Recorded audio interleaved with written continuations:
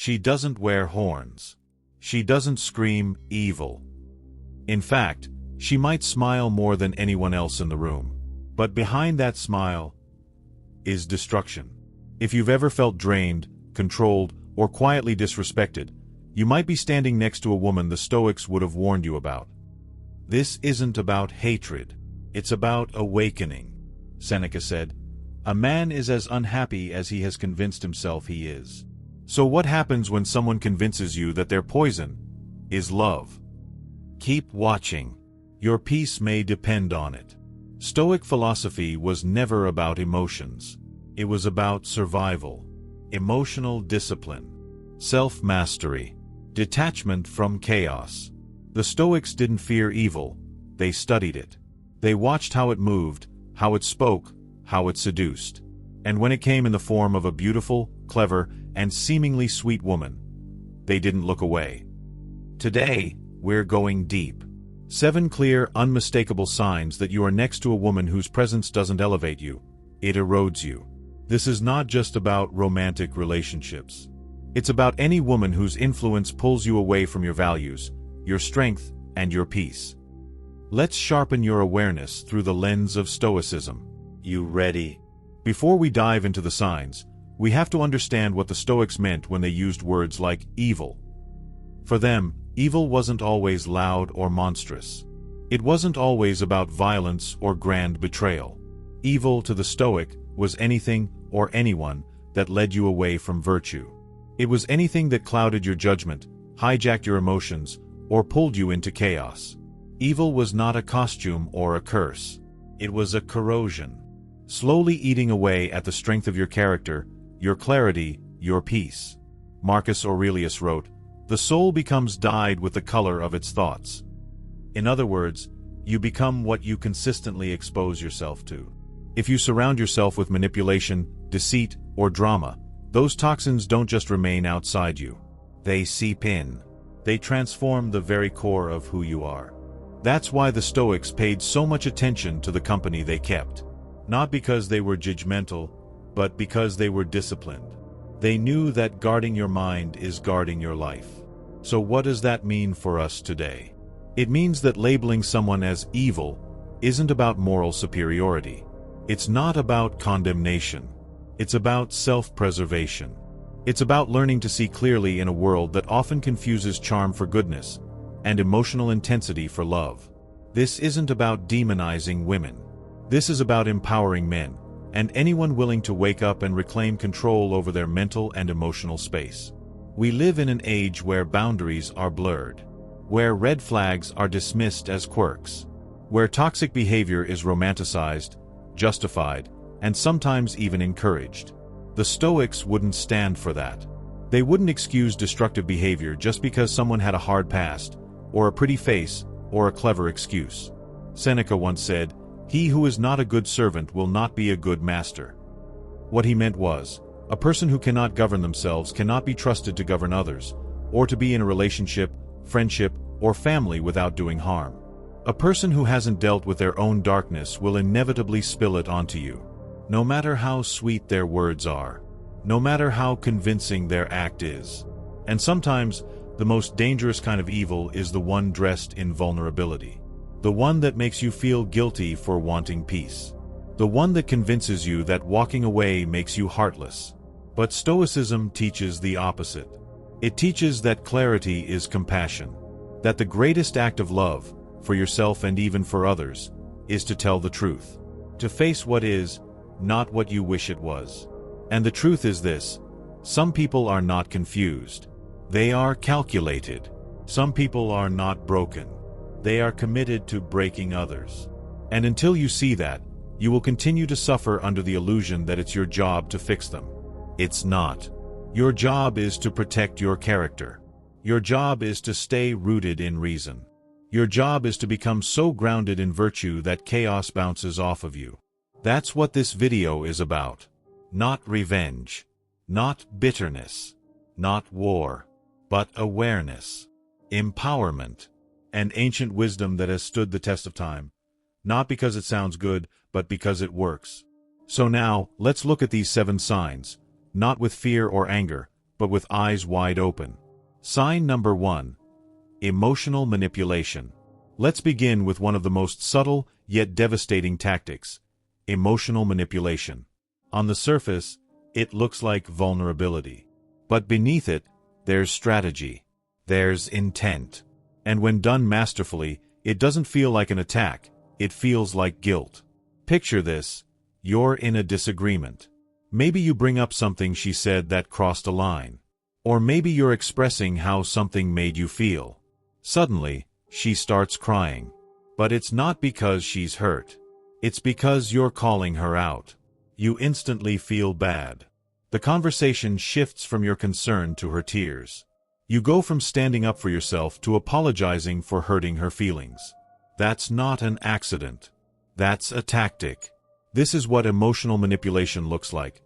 Using feelings not to connect, but to control. Using sadness to avoid accountability. Using fear to breed dependence. Using love as leverage. And the more emotionally intelligent she is, the more dangerous this becomes, because she knows exactly which buttons to press. She doesn't raise her voice. She doesn't threaten you directly. She doesn't have to.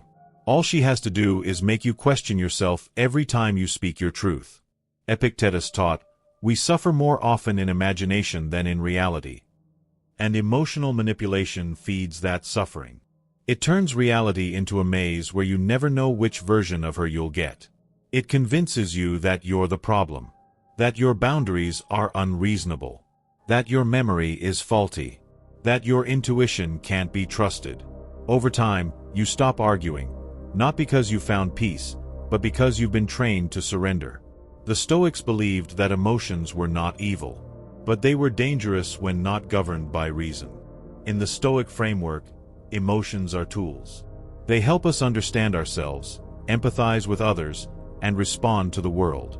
But when those tools are weaponized, when someone uses tears to silence you, or rage to intimidate you, or affection to reel you back in after mistreatment, that is no longer emotion. That is emotional warfare. Let's make one thing clear. Crying, by itself, is not manipulation. Feeling emotions is not a crime. The Stoics felt too, they just didn't allow their feelings to rule them. The issue arises when someone repeatedly uses emotional displays as a smokescreen for their behavior. When tears become a reset button for every conflict. When pain becomes a script. That's not vulnerability. That's performance. And it's effective, especially on people with empathy.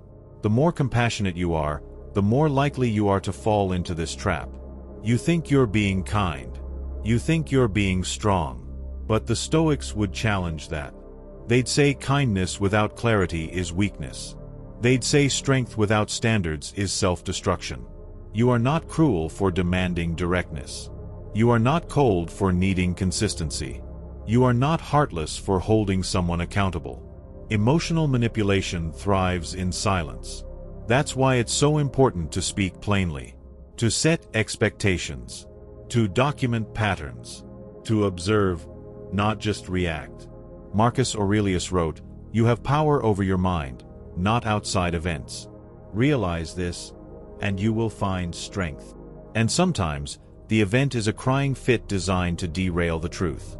Your job is to stay anchored, to stay calm, to ask, is this real pain or a rehearsed distraction? And here's the hard part, because this is where many people stumble. You may care for her. You may love her. You may want to believe that her tears are always genuine, that her emotions are proof of her depth. But love without discernment is a recipe for ruin. You can love someone and still acknowledge that their behavior is corrosive. You can be compassionate without being naive. Stoicism doesn't ask you to harden your heart. It asks you to train it. It doesn't ask you to suppress your emotions. It asks you to steer them. So when you find yourself constantly walking on eggshells, when your truth is always overshadowed by her reactions, when you feel like a villain for simply expressing your needs, it's time to reassess the dynamic. Because emotional manipulation doesn't always scream. Sometimes, it cries. Remember this, a woman who is truly in pain will want to be understood. A woman who is manipulating will want to be obeyed. One seeks connection. The other seeks control. You are not wrong for noticing the difference. You are not heartless for protecting your peace. And if that peace is constantly disrupted by guilt trips, outbursts, or weaponized emotions, then you're not just dealing with a person. You're dealing with a pattern, a strategy, a storm dressed in silk. And no matter how soft the storm feels, it will still tear you apart if you stay in it too long. Sign number 2. Inconsistent actions and words. One of the most dangerous forms of deception isn't a blatant lie, it's inconsistency. When a person says one thing and does another. When their promises shine bright but their actions never follow through. And in the context of relationships, this inconsistency creates not just confusion, but emotional chaos. The Stoics had a word for what protects us from this chaos: virtue. And at the core of virtue is one principle: consistency. A virtuous person doesn't shift based on convenience. They don't preach loyalty and practice betrayal. They don't speak of peace and live in conflict. But an evil or toxic person, they rely on illusion. Their words are laced with beauty, charm, and hope. But their actions, often invisible, delayed, or outright destructive. You've heard her say, "I would never hurt you." And yet, every few weeks, she does something that cuts deep. You've heard her promise change, promise growth, promise patience. But then when triggered, she unleashes the same venom, over and over again. You've seen apologies without change, promises without evidence, dreams without effort. This is not forgetfulness. It's not emotional instability. It's manipulation through inconsistency. And here's the catch: inconsistency is confusing. It doesn't always look like evil. Sometimes it looks like potential. One week she's present, nurturing, affectionate. The next, she's cold, distant, or explosive. The unpredictability keeps you hooked. You start living for the good days, believing that version is the real her. That if you just try harder, love deeper, communicate better, she'll go back to being that person. But the Stoics would urge you to wake up, to trust not words, but patterns. Marcus Aurelius wrote, "The object of life is not to be on the side of the majority, but to escape finding oneself in the ranks of the insane."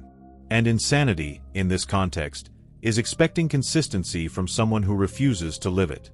If a person's actions consistently break their own values, then their values are not real, they're branding.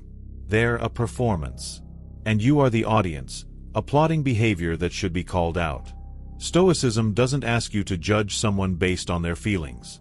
It asks you to evaluate them by their habits. A Stoic doesn't say, "What does this person feel right now?" They ask, "What does this person consistently do?" Because that is where the truth lives. Not in declarations.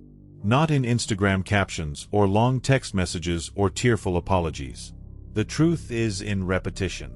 Inconsistency is also how toxic women avoid responsibility. They create a fog of confusion. They tell you that you're overthinking, that you misunderstood, that you're too sensitive. But every time you feel disrespected, there's a pattern beneath it. A cycle of words that never become action. She might quote values. She might speak of honesty, growth, integrity. But does she live it? And more importantly, do you see it? Seneca said, "Religion is regarded by the common people as true, by the wise as false, and by rulers as useful." Apply this lens to human behavior. Sometimes values are not lived, they're used. Not as a compass, but as a tool to manipulate perception. And if someone constantly declares their goodness while behaving in harmful ways, you must ask yourself, is this a person of virtue or a person of control? Let's go deeper. Why is inconsistency so dangerous? Because it makes you doubt yourself. It makes you mistrust your intuition. You start gaslighting yourself, saying, "Maybe I'm expecting too much. Maybe she's just stressed. Maybe I should give her more time." But a Stoic would cut through that mental fog. They would remind you that clarity is kindness to yourself. If someone consistently contradicts their own word, the problem is not your standard. It's their sincerity. And sometimes, inconsistency is not passive. It's intentional. It's how control is maintained. You're rewarded just enough to stay, punished just enough to feel powerless. And all of it wrapped in language that makes you feel like the ungrateful one, the impatient one, the unstable one. But you are not confused. You're being confused. And the antidote is not confrontation, it's observation. Stop listening. Start watching. What does she do when no one's watching? What does she repeat, not just say? Does she live the values she claims to admire? Or are those values simply weapons, used to manipulate how she appears to others? The Stoics believed that peace comes not from perfect circumstances but from a perfectly trained mind. And one of the greatest disciplines of that mind is discernment. The ability to spot the difference between truth and theater, between words that inspire and actions that reveal. So when faced with inconsistency, remember, do not beg for better words. Demand better patterns. Because the person who truly loves you doesn't keep changing the rules. They become the rule. They embody the standard. They are the consistency. And that's not just love. That's virtue in motion. Sign number 3. Obsession with gossip and division. You can learn everything you need to know about a person by listening to how they speak about others. When someone constantly gossips, when every conversation is laced with criticism, judgment, and character assassination, you're not witnessing emotional honesty. You're witnessing a mind at war. And when that mind belongs to a woman in your life, the danger runs deeper than just unpleasant talk. You're living beside a storm that rains on everything you try to build. A woman obsessed with gossip thrives on division. She creates friction between friends, partners, and even strangers, always subtly placing herself in the center of control. One day she's confiding in you about her best friend's secrets. The next, she's doing the same to someone else, about you. Nothing is sacred. Everything is content. Everyone is disposable. And here's the real red flag. She dresses it up as concern. I just care about her, she says. I'm only telling you this because I want to be honest. But the Stoics would ask a simple question. Does this bring peace or poison? Gossip is never neutral. It's either lifting someone up or tearing them down. And when a woman consistently chooses the latter, it's a direct reflection of how she sees the world, and how she will eventually treat you. The Stoic tradition was crystal clear on this point. Avoid idle talk. Not because it's morally wrong, but because it's spiritually toxic. Marcus Aurelius wrote, "Waste no more time arguing what a good man should be. Be one." That same principle applies to all of us. Don't waste time evaluating others when you could be refining yourself. Gossip, criticism, and drama pull you out of your own mind and into the chaos of others. That's not clarity. That's contamination. When a woman constantly talks about other people's flaws, what she's really doing is projecting her own. What she criticizes in others is often what she fears or hides in herself. Her obsession with drama is not entertainment. It's deflection. Because if all the attention is on other people's problems, then no one's looking at hers. That's not transparency. That's camouflage. And it doesn't stop with words. Toxic women who gossip often engineer division. She'll pit friends against each other, drop secrets like bombs, and then pretend to be shocked when the fallout begins. She might even act like the peacemaker, the one trying to bring everyone back together. But make no mistake, she set the fire, playing savior in a mess she secretly started. You need to ask yourself, is the woman in my life building unity or breeding confusion? Does she leave people better than she found them, or worse off? Are your conversations filled with insight, reflection, and growth, or with negativity, drama, and the worst version of everyone not in the room? The Stoics believed that what we consume becomes part of us. And that doesn't just mean food or media. It means words, conversations, energy.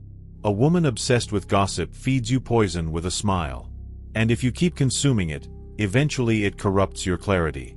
You start thinking like her, talking like her, judging like her. You become the very thing you were trying to understand. What's more dangerous is that this behavior rarely reveals itself all at once. It creeps in slowly. First, you laugh with her. Then you agree with her. Then you start joining her in tearing others down.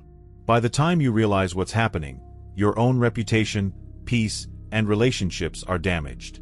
The Stoic solution? Detachment from idle talk. Discipline of the tongue. But more than that, discernment in companionship. Because you cannot thrive in a garden planted with weeds. And you cannot grow with a partner whose favorite hobby is pulling others apart. There's a difference between venting and vilifying. A difference between honest reflection and character demolition. Watch carefully how she talks about her friends, her family, her co-workers, because one day, that same tone will be used on you. In the words of Marcus Aurelius, the happiness of your life depends upon the quality of your thoughts. If your daily thoughts are being shaped by someone obsessed with gossip, your happiness is already under attack. Choose peace over pettiness. Choose presence over poison. And most importantly, choose to build your life with someone who adds harmony, not division. Sign number 4. Disrespect for your values. There's a silent kind of evil that doesn't yell, doesn't hit, doesn't even argue. It mocks. It belittles. It chips away at your sense of identity, not with force, but with sarcasm, with eye rolls, with subtle jabs hidden in jokes. And before you realize it, the very values that once gave you strength now make you feel embarrassed. This is what happens when you share your principles with a woman who doesn't respect them. Values are sacred. They are the foundation of a Stoic life. They're not trends or preferences. They are your personal code, the rules you choose to live by. Discipline, honesty, simplicity, purpose, patience. These aren't just ideas. They are commitments. And when a woman scoffs at those commitments, it's not just disrespect. It's sabotage. At first, it might look like teasing. You mention that you wake up early to meditate, and she laughs. You choose to avoid gossip, and she calls you boring. You stay calm in a heated moment, and she accuses you of being emotionless. It's subtle. It might even come off as playful. But over time, her tone tells the truth. She doesn't admire your discipline. She resents it. She doesn't honor your integrity. She's threatened by it. And here's where it gets dangerous, because if you're not vigilant, you'll start shrinking. You'll compromise. You'll tone yourself down to make her feel more comfortable. You'll trade your code for connection. And that's the beginning of the end. Not of the relationship, but of your alignment with yourself. The Stoics had zero tolerance for this kind of erosion. Epictetus said, "Know first who you are, and then adorn yourself accordingly." If you know who you are, what you believe, what you value, what you stand for, then anyone who tries to strip that away isn't teasing you. They're testing you. A woman who respects you will respect your path, even if she doesn't walk it. She might not be a Stoic herself, but she'll respect your effort to live with discipline. She'll see your values not as rules, but as roots, keeping you grounded in a world full of storms. But a woman who disrespects your values? She will make you feel like those roots are chains. Like your calm is cold. Like your purpose is pride. And that's when you have to choose. Not between her and an idea, but between her and yourself. Because when you sacrifice your values to keep someone, you're not keeping them. You're keeping their illusion. And losing your truth. The Stoics warned us about the seductive power of external approval. Marcus Aurelius wrote, "If you are pained by external things, it is not they that disturb you, but your own judgment of them." When someone mocks your values, what hurts is not their words, it's your reaction to them. It's your willingness to doubt your own truth just to avoid discomfort. But discomfort is part of the path. Especially when you're committed to something higher than convenience. Especially when you live by values in a world that thrives on shortcuts and self-indulgence. And here's the deeper truth. When a woman disrespects your values, she's not just showing you who she is. She's showing you what kind of life she wants. If she mocks your discipline, it's because she doesn't value self-control. If she ridicules your boundaries, it's because she wants chaos. If she minimizes your purpose, it's because she's threatened by direction. Your job isn't to change her. Your job is to protect the integrity of your path. To live your values so consistently that mockery becomes meaningless. So unshakably that disrespect becomes noise. That's the power of a Stoic mind. Not to argue, not to fight, but to remain centered in the face of ridicule. To say without words, "I know who I am." Your approval is not required. So ask yourself, are you slowly abandoning your values just to keep the peace? Are you minimizing your own standards so someone else can feel more comfortable? Or are you holding the line, even when it's lonely? Because true peace doesn't come from compromise. It comes from conviction. And a woman who respects your values, even when they're different from her own, is a woman who respects you. Anyone else is a distraction at best, and destruction at worst. Sign number 5. Victimhood and blame shifting. There's a certain type of woman who is never wrong, at least, not in her own mind. No matter what happens, she's the victim. If there's a fight, it's because you misunderstood her. If she lies, it's because she had no choice. If she hurts someone, it's because she was provoked. She lives in a world where blame is a shield and accountability is a foreign language. And the longer you stay close to her, the more you start absorbing her story. Not because it's true, but because it's constant. This is the toxic power of blame shifting. It rewrites reality. And when paired with victimhood, it becomes a dangerous game. She plays the innocent while making you the villain. She wounds, then cries. She provokes, then disappears. She lies, then accuses you of being controlling. Everything becomes twisted.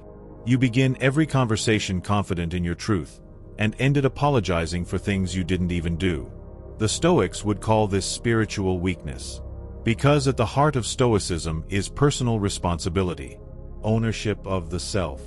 No matter what life throws at you, the Stoic path demands that you face it with clarity, not excuses. Marcus Aurelius wrote, "The impediment to action advances action. What stands in the way becomes the way." The victim blamer, on the other hand, believes the world owes her something. She doesn't grow through obstacles, she becomes defined by them. And here's the real trap. She will make you responsible for her healing, her happiness, and her mood. She'll say things like, "You made me feel this way," or "If you really loved me, you wouldn't have said that." Slowly, you stop setting boundaries because they upset her. You stop speaking your truth because it's too harsh. You tiptoe around her emotional minefield just to keep the peace. Peace that is always temporary, and always on her terms. A woman trapped in victimhood is not harmless. She's manipulative by default. Not always out of malice, but out of survival. She learned long ago that being seen as the injured party wins sympathy, deflects judgment, and grants power. And if you don't catch this pattern early, you'll find yourself constantly on defense, explaining, justifying, and shrinking. The Stoic mind cannot thrive in such an environment. Because Stoicism demands that you meet life head-on, not through emotion, but through reason. Through clarity. Through discipline. You can't develop that clarity if every conversation turns into a courtroom where you're always on trial. You can't practice self-discipline if your energy is spent trying to manage someone else's emotional chaos. Epictetus warned, "It is impossible for a man to learn what he thinks he already knows." The woman who blames the world for her problems is incapable of growth, because she refuses to look inward. And if you stay with her long enough, you start doing the same. You stop reflecting. You start reacting. You trade responsibility for resentment. And you lose yourself trying to fix someone who never plans on being whole. Here's the truth. Healing is not your job. You can support someone, encourage someone, love someone, but you cannot take responsibility for their behavior. And if they weaponize their pain, if they use trauma as a tool to escape accountability, then they are no longer seeking healing. They are seeking control. The Stoics believed in compassion, but never at the expense of virtue. Compassion without clarity becomes codependence. And when you play the role of savior to someone addicted to blame, you're not helping them. You're enabling them. So ask yourself, does she take ownership of her actions, or does she always find a way to flip the script? Does she apologize sincerely, or only to reset the cycle? Does she grow after conflict, or simply regroup and repeat? Because the woman who sees herself as the perpetual victim will always need a villain. And if you're the closest one to her, that villain will always be you. Takes strength to walk away from that dynamic. But it takes even more strength to stay and believe it's your fault. Choose the harder strength, the one that leads to freedom. Because a Stoic doesn't fear blame. He faces it. And if that blame is unjust, he walks away from it, not with rage, but with resolve. Sign number 6. Transactional kindness. There's a kind of woman who knows exactly how to be sweet, how to give, how to serve, how to flatter. But it always comes with a price. Her kindness isn't a gift. It's a contract. A silent, unwritten agreement where you now owe her. And if you don't repay her in exactly the way she expects, the kindness turns cold. The warmth disappears.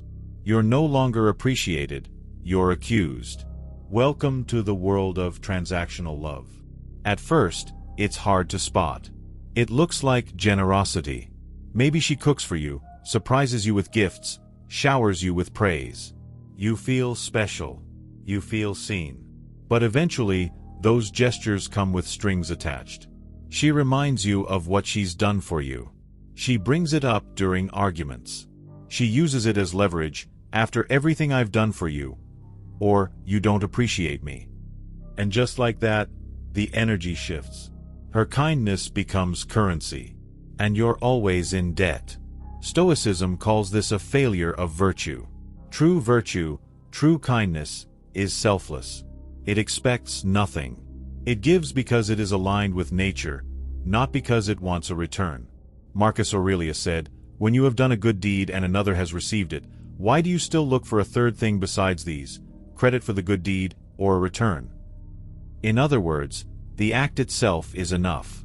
To give with expectation is to turn virtue into vanity. A woman who gives to get is not being kind. She's being strategic. Her actions are not rooted in love, they're rooted in control. She gives when it benefits her. She withholds when it doesn't. If you don't meet her unspoken expectations, she'll guilt you, withdraw from you, punish you emotionally. And the worst part? She'll make you feel like you're the ungrateful one. This kind of kindness is subtle manipulation. It creates a dynamic where you're constantly proving yourself. You start doing things not out of love or integrity, but to keep the peace, to earn back her affection, to avoid conflict. You stop being yourself and start being who she wants you to be. Not because you're weak, but because you're tired. Epictetus warned us about this fatigue. He taught, "The key is to keep company only with people who uplift you, whose presence calls forth your best." A transactional partner doesn't uplift you. She traps you in a cycle of guilt and obligation. Her love becomes a performance, and your role is the obedient audience. There's a deeper danger here. Over time, you start questioning your own worth. You wonder if you're actually ungrateful. If maybe you don't deserve love that isn't conditional. If perhaps this is the best you'll get. That's how transactional kindness works. It wears you down, not with abuse, but with imbalance. And when you're constantly on the receiving end of conditional love, you begin to believe that unconditional love doesn't exist. But the Stoics would tell you otherwise. They'd remind you that true virtue is independent of reward, that love is not a ledger, that your worth is not measured by how much you repay, but by how much you live in alignment with reason, purpose, and truth. They would urge you to ask the hard question: is she giving because she loves, or because she wants something in return? Transactional kindness can never sustain a relationship. Because once the balance tips, once she feels she's given more than she's received, resentment blooms. She won't say it at first, but you'll feel it. The cold shoulder, the passive aggression, the sudden distance. And unless you make it up to her, that resentment festers. Healthy love gives without keeping score. It's generous without being performative. A kind woman doesn't need to announce her giving. She doesn't need to track favors. She gives because she wants to, not because she's baiting you into obligation. Ask yourself, do you feel freer after she gives to you, or more trapped? Do you feel appreciated, or indebted? Does her kindness inspire you, or pressure you? Because the woman who keeps receipts on love isn't offering love at all. She's offering a loan, with interest. And your soul was never meant to live in emotional debt. True Stoic wisdom is this: let your kindness be quiet, your love be clean, and your boundaries be strong. Accept only what is given in freedom.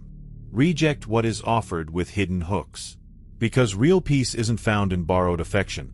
It's found in the presence of someone who loves without agenda. Sign number 7. Emotional and mental drain. Not every storm comes with thunder. Some storms come in silence. They don't rage, they don't roar, but they leave you exhausted, confused, and hollow. This is the final and most dangerous sign: emotional and mental drain. When just being around her leaves you feeling weaker, not stronger. When every interaction, no matter how brief, costs you energy. Not because you're giving love, but because you're fighting to stay sane. You might not notice it at first. In fact, early on, her presence might feel intoxicating, exciting, even energizing. But with time, patterns emerge. You feel on edge. You second-guess your words. You dread conversations. You brace for emotional fallout even before anything happens. And when she's gone, you don't miss her. You exhale. That relief you feel when she leaves? That's your nervous system thanking you. A truly toxic woman doesn't have to scream or sabotage you openly. She drains you through emotional turbulence. One day she's affectionate, the next she's distant. One moment she praises you, the next she criticizes you. You're constantly adjusting, trying to anticipate her moods, trying to earn her calm. And that's the trap. She has turned your peace into her power. The Stoics would call this enslavement of the soul. Because Stoicism teaches that peace isn't just an emotion, it's a virtue. A state of mind earned through discipline, self-awareness, and clarity. Marcus Aurelius wrote, "You have power over your mind, not outside events. Realize this, and you will find strength." But when someone constantly disrupts your mind, when your thoughts revolve around their unpredictability, you've lost that power.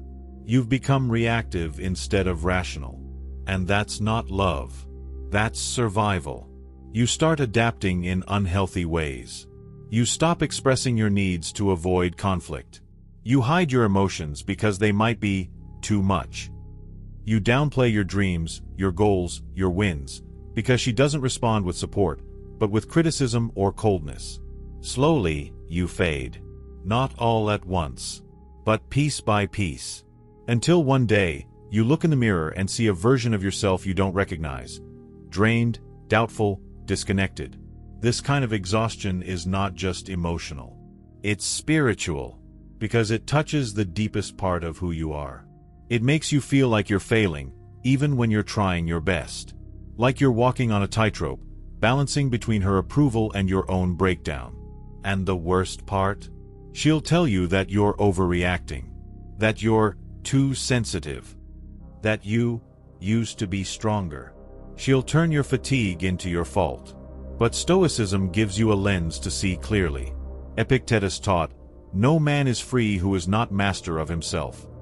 If someone's presence consistently robs you of your peace, your clarity, your power, then you are not free. You are not in a relationship. You are in a system. One that feeds off your energy while giving you just enough to stay hooked. And yet, you stay. Why? Because you keep hoping for the version of her that showed up in the beginning. The one who seemed to understand you. The one who mirrored your values. The one who made you feel seen. But that version was the bait. The real her is the one who shows up repeatedly in conflict, in avoidance, in emotional chaos. The Stoics wouldn't wait around for that hope to come true.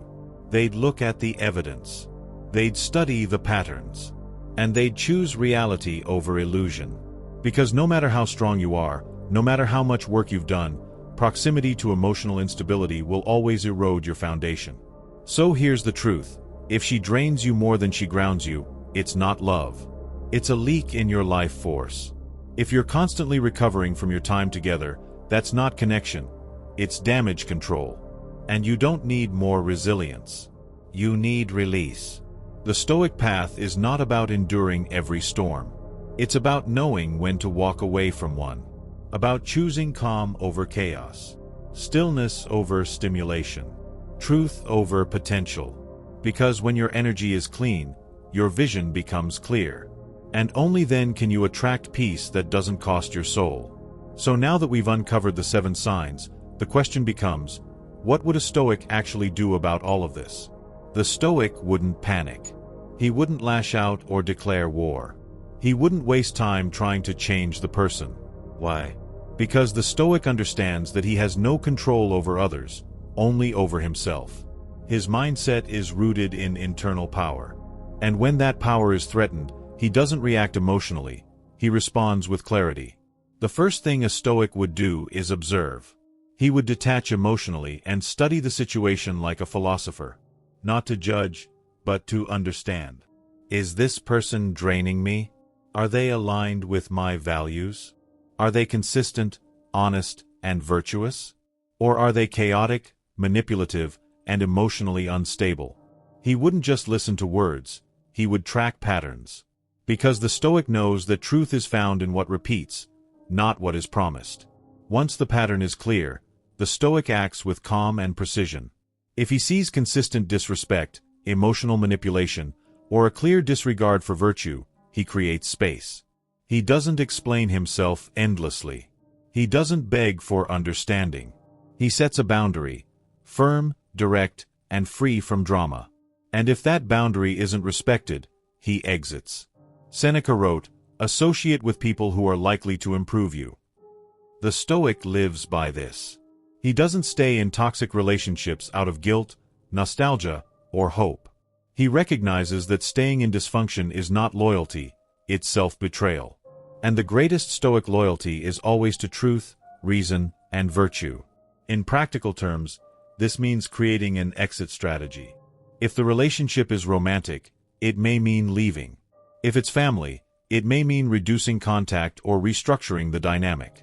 If it's a friendship, it may mean slowly distancing while staying respectful. The Stoic doesn't need explosions. He values calm detachment, choosing peace over proving a point.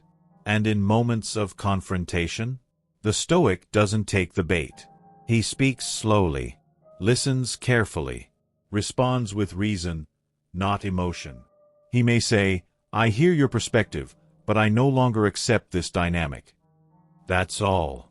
No screaming, no shaming, just clarity, just boundaries. And then he leaves the outcome to fate, because he knows that trying to control another person is a battle that leads nowhere. He also does the internal work. He reflects, not with shame, but with sincerity. He asks, why did I stay so long? What did I fear losing? What can I learn from this? He doesn't play the victim. He turns the pain into a lesson, and then he reinforces his values, not by talking about them, but by living them. Most importantly, he doesn't close his heart, he sharpens it. He doesn't become cold, he becomes clear. He doesn't build walls, he builds filters. Going forward, he watches more carefully. He trusts slowly. He gives deliberately. And he remembers that love, without wisdom, becomes weakness. So what would a Stoic do? He would protect his peace, no matter how much he loves her. He would honor his values, even if he has to walk alone. He would leave when staying becomes a betrayal of self. And he would never forget. The person who costs you your clarity is far more expensive than anyone you could ever lose. Now step back. Look at the full picture. None of these signs in isolation may scream evil. But together, they tell a story. A slow erosion of self. A quiet departure from peace. And that's what makes it so dangerous. It doesn't destroy you all at once. It drains you drop by drop, until you wake up one day feeling like a ghost in your own life. But Stoicism isn't about fear. It's about clarity. It's about learning to see. Learning to guard your peace like a sacred flame. Learning that not everyone who calls you love, loves you. And not everyone who hurts you is a monster. Some are simply lost. But their pain does not excuse their destruction. The Stoics remind us, you do not control others. You control how long you allow them access to your mind, your energy, and your future. So here's the truth. The woman may be evil, or simply lost. But your peace isn't negotiable. If something feels wrong, it probably is. If someone constantly drains you, it's time to stop rationalizing and start walking. Not with anger, not with hate, but with the quiet power of someone who finally sees clearly. Because in the end, the strongest man isn't the one who endures the storm. It's the one who chooses not to live in it. If this message hit home, don't just scroll, reflect. Leave a comment and tell me, which of these signs have you seen before? Tag a brother, a friend, or anyone who needs to hear this today. And if you're on your own Stoic path, subscribe, because this is just the beginning. Your peace is power. Protect it.